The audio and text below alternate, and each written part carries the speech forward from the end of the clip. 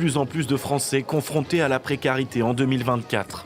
Le Secours populaire alerte sur cette augmentation. Selon le baromètre de l'association, 1 Français sur 2 rencontre des difficultés pour vivre décemment. Comment on s'occupe du système, du marché de l'emploi, de l'accès au monde du travail. On est dans un pays où on peut raisonnablement penser que personne ne doit vivre avec 0 € chaque mois.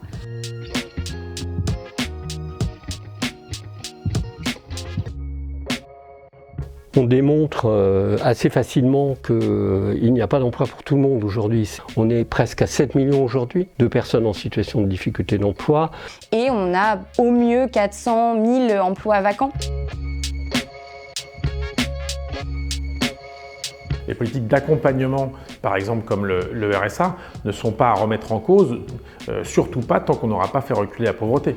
Au contraire, l'économiste Michael Zemmour dit qu'augmenter de 20% le RSA n'aura strictement aucun effet sur je vais rester chez moi à ne pas chercher un emploi parce qu'on a augmenté mes allocations. Par contre, ça va aider à compenser au moins partiellement la spirale d'endettement dans laquelle sont plongés des gens plongés dans la pauvreté.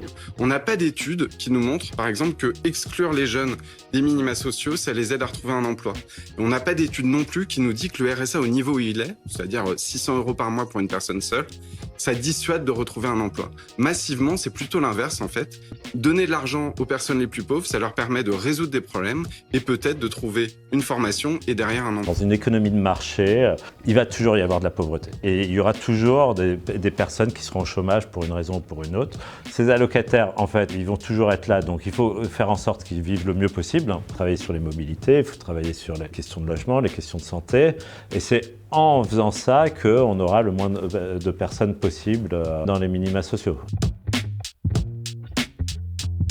Dans notre pays, qui est quand même un pays extrêmement riche, le revenu minimum, il n'est qu'autour de 600 € quand en fait le seuil d'extrême pauvreté en France, il est de 800 €. C'est-à-dire que notre revenu minimum vital, il est 200 € inférieur au seuil d'extrême pauvreté. On fait vivre des gens dans l'extrême pauvreté. La grande problématique, c'est l'instabilité des droits des personnes en situation de précarité.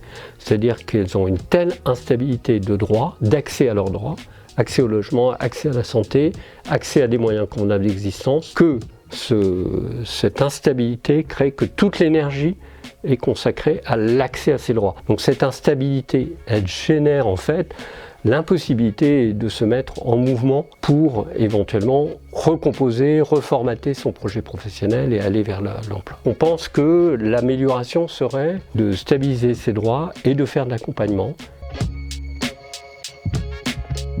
Si on part de ce que les gens nous racontent, mais on ne peut pas faire des lois comme la loi plein emploi en fait. À partir du moment où on permet aux personnes d'avoir des revenus lissés sur l'année, même si elles travaillent 1 mois ou 2, etc., c'est assurer des revenus, des moyens convenables d'existence vraiment, c'est-à-dire respecter cette promesse qui est dans le préambule de la Constitution, mais qui n'est objectivement pas garantie. On met un pognon de dingue dans des minima sociaux, les gens ils sont quand même pauvres. On n'en sort pas. Les gens qui naissent pauvres, ils restent pauvres. On a envie de lui répondre. Posez-vous la question de pourquoi est-ce qu'il y a autant de pauvreté? Pourquoi est-ce que les politiques que vous avez menées depuis des années conduisent à ce que des inégalités s'accroissent avec des gens de plus en plus riches? Le revenu des 40 000 personnes les plus riches en France a doublé en 20 ans et les 10% les plus pauvres se retrouvent dans des spirales de pauvreté de plus en plus importantes, y compris avec une montée du nombre d'enfants sous le seuil de pauvreté.